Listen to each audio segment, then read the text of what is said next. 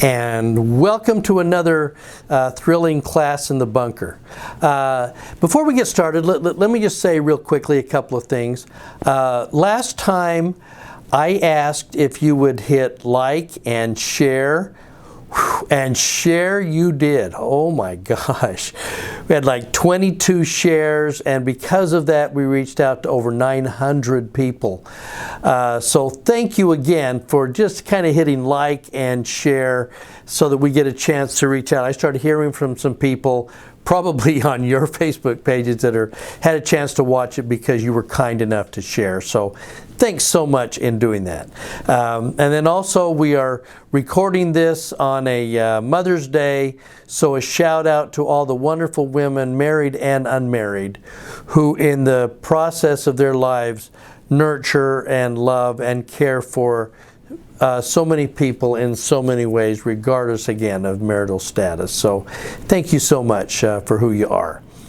Okay, now as we get started today, it'll be kind of a fun class, I think, because we're going to talk about a little something that I call pregret disorder, and you're going to go, really, what does that mean? Well, here's how this works. It's something I actually stole from a comic writer by the name of Steve Pastis,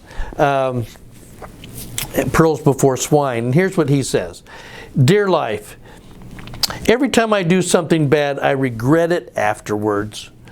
But it's too late then. So please invent a type of regret I can feel beforehand. He says, call it pregret. Okay? And then he says, hopefully I get royalties. So I'm going to give a shout out to Pastis. If there were royalties to be given, I would give you royalties, but we don't make anything of this, so we're on our own. But we're going to talk about pregrets and really what that means in our spiritual life, and ultimately what that meant for Moses as well. The best way to describe pregret is that regret that we have for the stupids that we might do and that we probably never do, but we can go ahead and start worrying about it and feeling regret even though we never did it and it never comes to pass. So we're getting all of that feeling bad now for something that never happened. And something that I see quite a bit of people that are, when they are anticipating that something's going to happen, they already go through their regretting process, and then it never does happen at all. And it was just kind of a lot of waste of good regret on a false future, in a sense. Okay? Now, one of the reasons that we do this, and a lot of times I will tease people that they have what I call a really developed awfulizer. What does that mean? Well, it just means that we can take something that's very small in the moment as we're going to run it through our head, and it's going to grow and it's going to grow and it's going to grow until this little thing that was small suddenly has become much bigger. We're going to make mountains out of molehills. We're going to make something that was pretty innocuous, and then we're going to awfulize it. And you would say, well, that's kind of dumb, except for the fact of the effect that it has in our physical life and in our spiritual life, as we're going to talk about. Okay, so it's like this one: anxiety girl, able to jump to the worst conclusion in a single bound. And I'm pretty sure that none of you are guilty of that kind of jumping to worst conclusion. You keep your pregrets under control. But let's just pretend for a minute that this might be something you can share with somebody else in your sharing. Somebody else on your page is going to go, okay, maybe I have pregret. Okay, so what's the problem with that? As silly as that might sound, because it has some, I think, fairly serious ramifications. Here are some of the problems that go with pregrets. And I said, besides robbing you of your sleep and your peace, so pregrets, the worrying about things that aren't going to occur, but we're going to worry about them in the present, does rob us of our peace and can rob you of your sleep. Have you ever tried to kneel down and say your prayers at night and your brain just won't shut down? It just keeps rolling. Or you climb into bed, you turn out the light, and you lay there, and that's about the time that your brain starts going on and on and on. And some of it is regret about the past, but it's sure amazing at how much, as we get ready to go to sleep, it's pregret about that fearful future and what may occur. So, what are the real problems with overthinking and constantly pregretting? Well, to put some background behind that kind of problem, here's what happens. Deep inside your brain, you have a little almond-shaped dude that we call the amygdala. And it's the job of the amygdala to be kind of the flight controller of fearful and traumatic events that might happen in your life and might be happening currently. So what the amygdala does is it watches for something, and when it perceives threat coming in your body's direction, it immediately fires stress chemical signals down to the basal ganglia that's going to send out stress chemicals to your body, and now you get a good healthy dose of adrenaline and cortisol, and your body can quickly go into fight or flight mode to get ready to fight or to run. Well, that's nice when it works if you're standing on the tracks and there's a train hurtling towards you. The problem comes, though, is that for the amygdala, what it's really going off is what your brain is picturing. That's what it's responding to. It responds to what it is that it's seeing.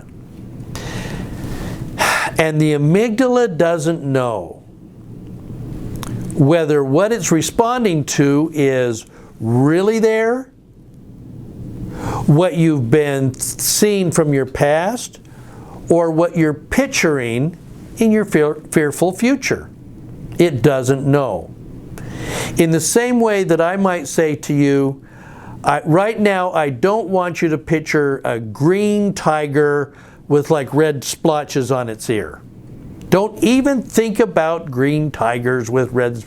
Well, you know what you just did, right? That is that for you to not picture a green tiger, your brain first of all has to picture a green tiger.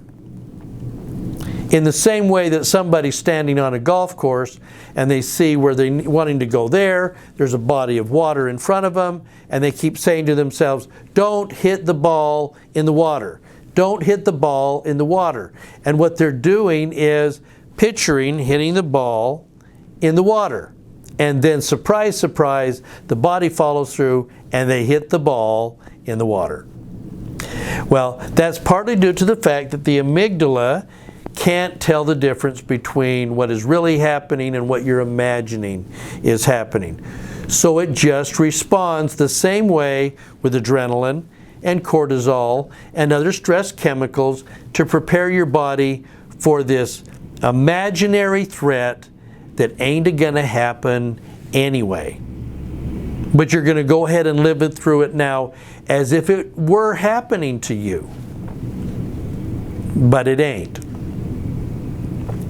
So, problem with that? Well, problem number one. In the process of your life, your brain is sending directions down to your heart, and your heart does this nice little sine rhythm, and it just is this nice, gentle, consistent beating of your heart. But if I had you hooked up to a EKG machine, and let's say that you had a really angry, obnoxious neighbor that was just making your life miserable. Maybe they had a barky dog all night long, or they kept throwing things on your lawn, enough that you were really frustrated and angry at your neighbor. Okay? Well, if your heart is going along, and I had you hooked up to an EKG machine, and you were just sitting there enjoying it, and I were to say, oh, by the way, how's your neighbor? In that very second, the amygdala would perceive threat. It would send information down to your limbic system that would then fire off adrenaline, and that would hit your bloodstream, and it would do it almost instantaneously. So fast, that in the moment you went, oh, I'm just kind of enjoying here, my heart is going along here, how's your neighbor? Boop. It would happen right away. And in that moment, your heart and your bloodstream and your arteries got a shot of cortisol and adrenaline it didn't need. I was talking to, a few years ago, a good friend of mine, and he was a brilliant psychologist. He was an avid runner. He was thin as a rail. He ate well, and so he was well exercised. Everything else was great. And he required a triple bypass, because even though physically he had taken care of himself, he worried so much about his clients and about his family. He was kind of a chronic worrier. And every time he worried, it left a little bit of cortisol in his arteries, enough that ultimately it clogged up the whole works, and he had a heart attack. This great runner, great eater,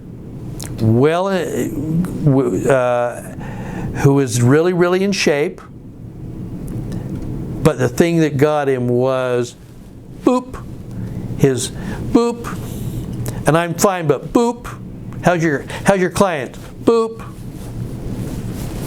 And it was that kind of, not just stressing about what had happened. Man, I wish I hadn't said that. But it was also stressing like, wow, what will they do? Will they make it? I'm worrying about where they're going. Will I say the right thing? By the way, is this sounding familiar to anybody? Not that you may necessarily have clients, but this pregretting and what it does to your body when it's constantly worrying and stressing about false futures.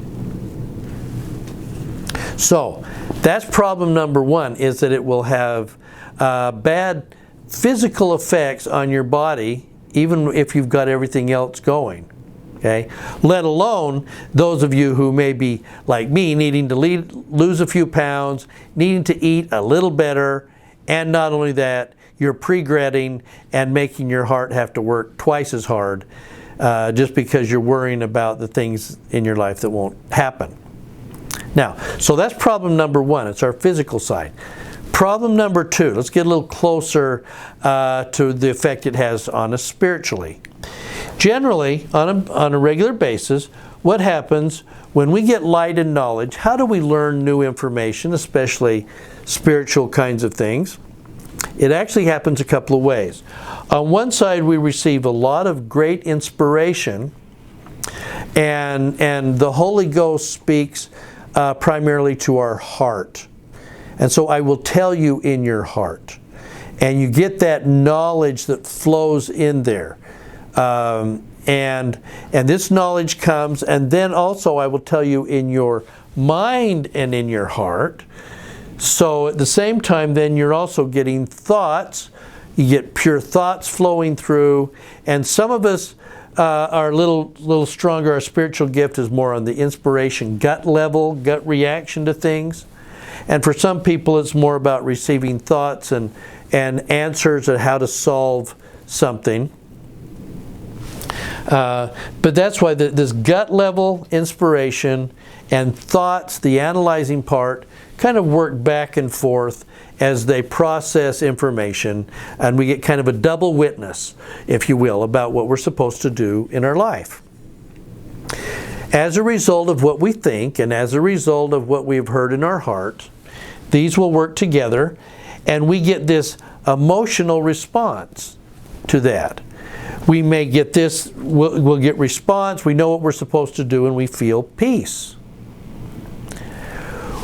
We might get this information, I don't know about you, but sometimes when I have gotten an answer to prayer, my response isn't peace. It may be peace in the moment, like, yes, I got an answer, but it also might be like peace, I like, oh shoot, I know what I have to do, and now I'm going to get that boop, because now I'm going to see the threat. It's like, I don't want to have to go do this or that, but I know I'm supposed to. Boop, off we go, right? Because then we can start pre-gretting about how bad we'll mess it up. But by and large, we get answers on an inspiration level, on a thoughts level. Again, based on your spiritual strength, it might be a little more than the other. And we get an emotional response. Now, that emotional response is a lot like the gauges on your car in that they just give an information about what needs to happen. This information comes, it registers as an emotion, and that emotion, maybe it's anger, says, okay, wait a minute, I had some expectations that didn't know that I had, I'm angry, now I can do something about it. Or I'm feeling peace, and that tells me that I'm moving on the right track. We just get confirmation in our emotional set. That's why knowledge comes in all these areas. What happens when we are nastily awfulizing? When our brain wants to pre-gret a lot? Well, what happens is it throws this system out of work. And so what happens is that thought, the pre-gretting of what may happen and what shouldn't happen and how badly I'll mess it up, starts to take over. Your brain is running overtime, running all night long. You're not sleeping very well. And the more that those thoughts take over and they dominate and become an obsession for us, the more we're going to feel fear and worry. The primary emotion is not, from this kind of overanalyzing, is not going to be peace and calm and all is right with the world. It begins to dominate all of our fear and worry because that adrenaline continues to be pumped into our body, and we're just worrying and feeling sick to our stomach, and we're getting headaches and maybe migraines and muscle aches, and we're just not feeling good. But look at what gets eclipsed in all of this. It's the inspiration. The more we dissolve into thoughts and pre-gretting, the more we worry and are filled and consumed with that, the less able we are to feel that gut reaction from the Spirit. Pre-gretting can have the effect of blocking the Spirit and reducing the amount of inspiration that you can receive in your life because you have a head run amok. That overthinking, overanalyzing, over-worrying, pre-gretting, shaming your stuff for stuff years from now has a really deleterious effect in the fact that it wipes out your ability oftentimes to feel the Spirit quite the way that you would like. So in that sense, pre-gretting and overthinking acts almost as a spirit blocker. Right at the moment when you're needing answers the most, your brain is doing everything possible to make sure you don't get the answers that you're really needing. Really kind of quite a paradox. You can't hear it the most when you need it the most because your head won't shut up. It just keeps going and your heart keeps pounding because it's being driven by the things that you're worrying and okay? Now, let me stop for a second. There are some of you listening to this right now that says, oh my gosh, now I've got something else I need to worry about in the future because I might be a chronic pre-gretter, and because of that, I'm not hearing the Spirit and I'm not as worthy because I'm guilty of the sin of pre-gretting. Stop it. Don't go there. Recognize that your head does that. Most of you overthinkers already know that you do. And what we're trying to talk about today is how you begin to calm that process and the effect that it has. And the first thing we're trying to do is just by recognizing it. Okay? All right.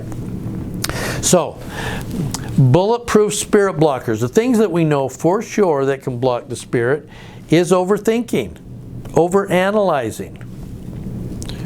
Well, the Lord said I was supposed to work it out in my mind before making a decision. And I've been working it over in my mind for 6 months nonstop.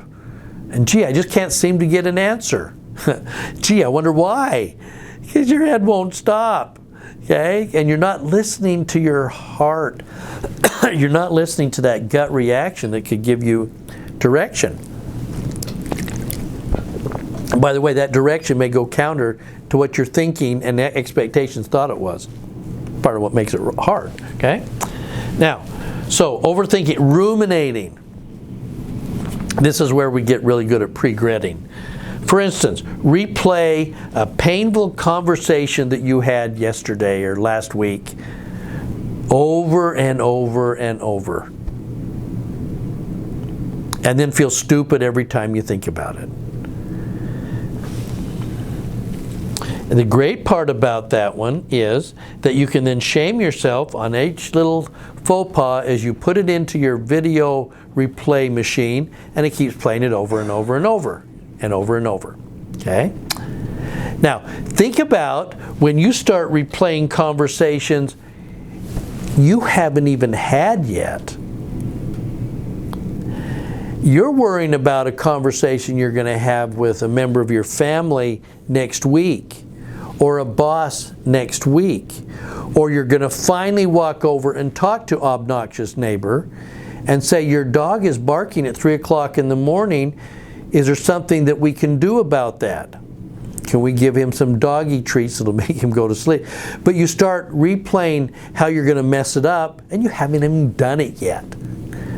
But your brain, while it's busy ruminating, will say, as sometimes people will say to me, I'll say you need to go talk to your spouse, and off they go. You know, spouse is driving you nuts. Yes, you need to talk to them. Okay, I'm going to say this, and then he will say this, then I'll say this, then he will say this, and he will probably do this, and I certainly get that oftentimes some of our ruminating is about knowing people well enough to know how they're going to respond to things.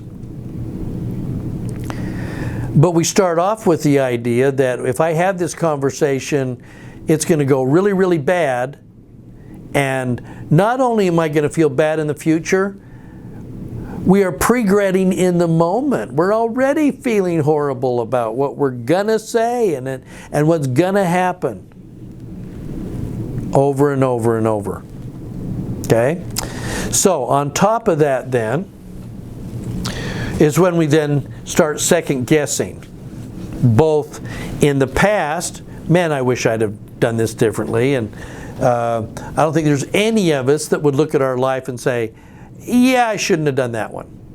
Yeah, that was a stupid, I wish I had that one back. I can think of an infamous family gathering, a family vacation that we had, where we made it all the way to the Texas coast to camp on the shore, and realizing that we had driven for 5 hours and I had left behind our tent poles. So we had a wonderful tent and no tent poles. That's one of those, I wish I could have that stupid back. That changed the tenor of how we slept that night and in what way that we did that. Okay? So, it's in the second guessing we look backwards. But brothers and sisters, we're talking about regretting into the future and second guessing the thing that will probably mess it up. And in the process, we're not even hearing the Spirit to guide and direct us on the things that we're really needing the most. Okay?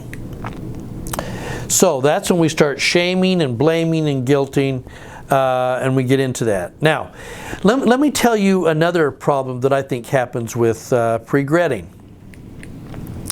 And I'm just going to call it OCD obedience. And we're going to get it out of section 82. And hopefully, you know, when you get to this in your Come Follow Me progression, what you're gonna read is a scripture that you know.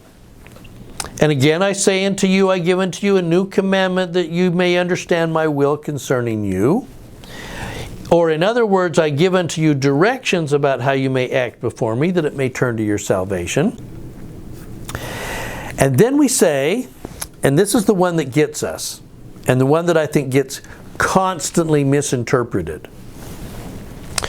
For I, the Lord, am bound when you do what I say. But when you do not what I say, you have no promise. Now, at some level we understand, I think, sort of what that means. But let me tell you how that plays out often, I think, in practicality and in reality. It sounds something like this, and you're going to say, I would never think that. And then it turns out that you will act that way, and you're going to say, I guess I did act that. I guess I did believe that. This gets interpreted, I, the Lord, am bound. This gets interpreted to, I can control my future and my anxiety if the Lord would just do what I want or what I need. I can control my anxiety. I just need to get the Lord to do His part, because He knows me and He knows everything. And so we say, well, I can control the Lord by becoming super obedient.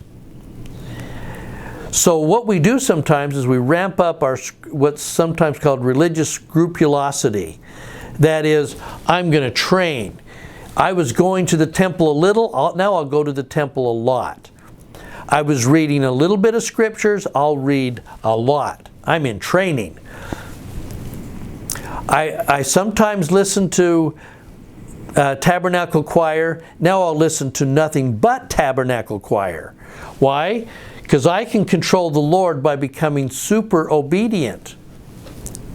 If I could double up on the sacrament or pay 20% tithing, maybe that would do it.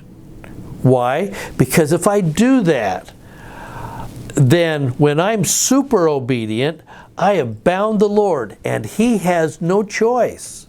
He has to do it.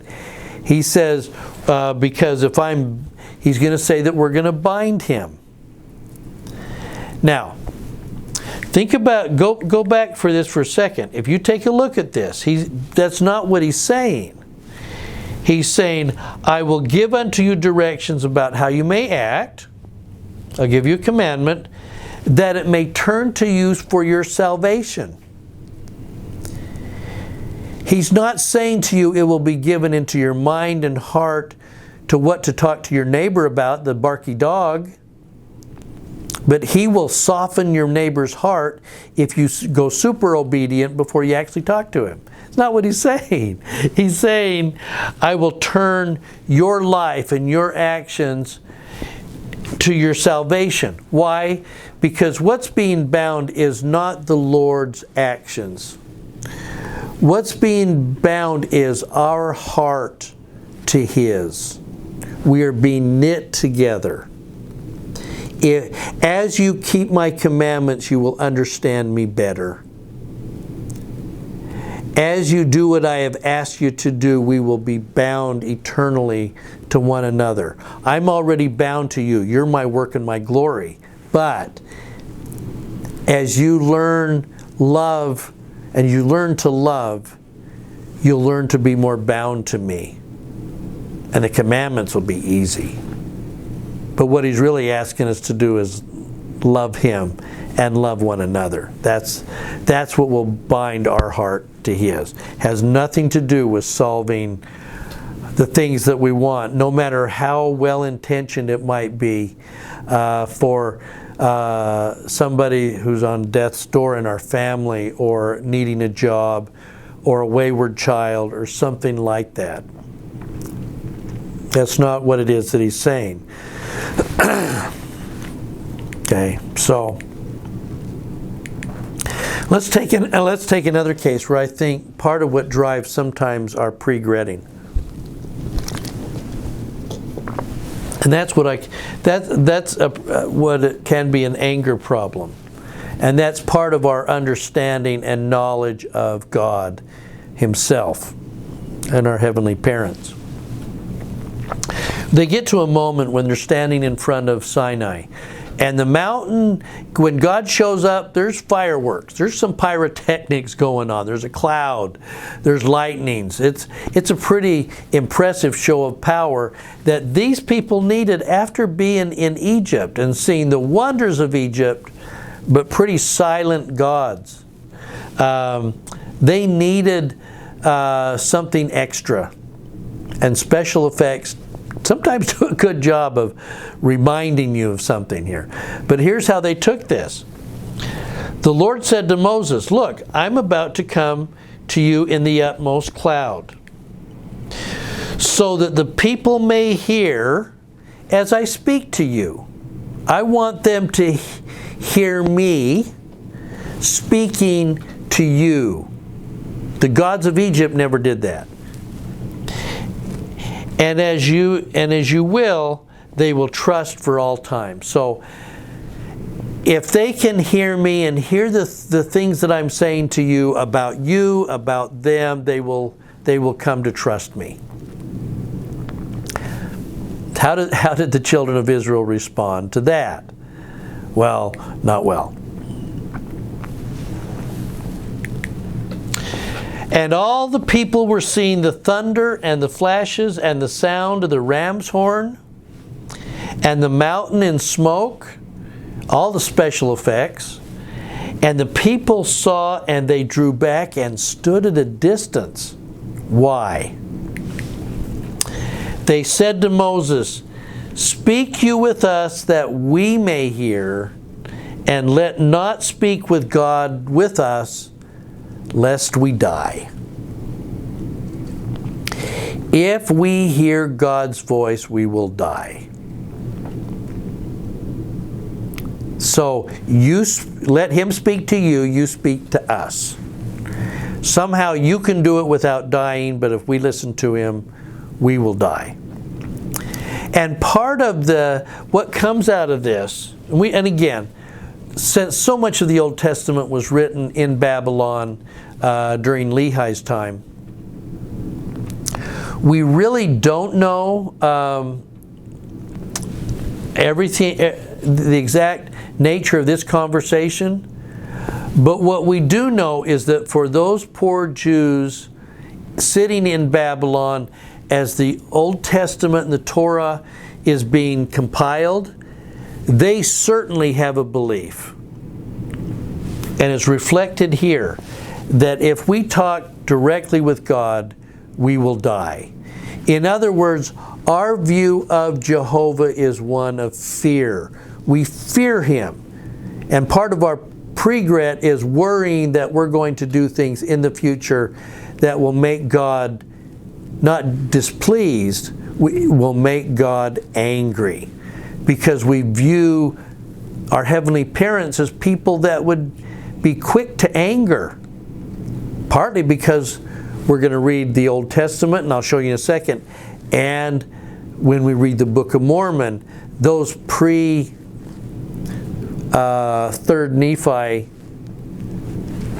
Nephites had the same view of a angry, wrathful God that might kill them for the least minor infraction. Okay? Moses said to the people, "Do not fear, for in order to test you God has come, and in order that His fear may be upon you, so that you do not offend." In other words, He's doing this so that you have a healthy awe of Him. But He didn't bring you into the wilderness here to want you to die. If you're going to be His chosen people, meaning you have some responsibilities to take to the rest of the world, He's not anxious to kill you. But they had that sense because they had watched this God that could part the Red Sea, and they had watched, we think, the firstborns of Egypt that actually did die. Okay, so they interpreted that as anger and wrath and fear. Now, where do we get it also even in the Book of Mormon? Listen closely. Switch over to even Nephi, in 3rd Nephi. He's going to say that he's going to ask God, after he was given the sealing power, you remember, he's going to say they're not obeying. Can we bring a drought? And actually the drought that comes has an effect of humbling them and helping them to trust the Lord more. But listen to Nephi's language, and I think it deeply reflects what the Nephites thought then. I think they would see it different after they met Jesus in the flesh. But pre-coming of Jesus, look at this way of looking at God. Look at how Nephi approaches him. Now, O Lord, because of this their humility, wilt thou turn away thine anger? And let thine anger be appeased in the destruction of those wicked men whom thou hast already destroyed. They didn't make it. They refused to repent. O Lord, wilt thou turn away thine anger, yea, thy fierce anger? This is almost written in poetic form because you get this repeating process. This is kind of a psalm of sorts, but it's still based on a basic idea of God's anger. Wilt thou turn away thine anger, thy fierce anger, and cause this famine may cease in the land? You sent a drought because of anger. Verse 16, and now, O Lord, wilt thou turn away thine anger? He repeats it 3 times. And try again with them, if they will serve thee. And if so, O Lord, thou canst bless them according to thy words as thou hast said. He was so worried about God's anger that it wouldn't let up. Well, that was also, to be honest with you, brothers and sisters, that was also very much written, I believe, to the first generation of the church with Joseph Smith, because in their own church understanding and background, coming from the Christian creeds at the time, they very much believed and understood a harsh God, quick to anger and quick to hurt them. Now, in closing, part of our spiritual pregretting and spiritual overthinking and spiritual worrying may be because of our own experience that we have a tendency to believe in an angry God. And we worry in our spiritual ruminating that He is looking for opportunities to punish us. Let me ask again, anybody want to pray for patience? Oh no, He'll send us trial. He does that. And He does that because I've already done stuff to make Him mad. The idea that the Lord, that Jesus of Nazareth in the Galilee and Jerusalem, and Jesus of Nazareth at Bountiful at the temple, the loving God that they interacted with was the same God of the Old Testament and the Old Testament part of the Book of Mormon. They're the same person. And it was never about anger. It was always about love, as Jesus of Nazareth demonstrated over and over and over.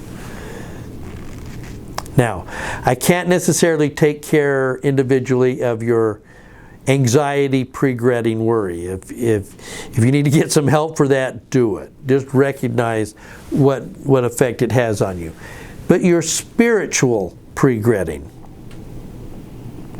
can I plead with you just a little bit that when you're wondering about the Old Testament or the God of the first 2/3 of the Book of Mormon, take a look at the God of 3rd Nephi 11 and Jesus of the Gospels,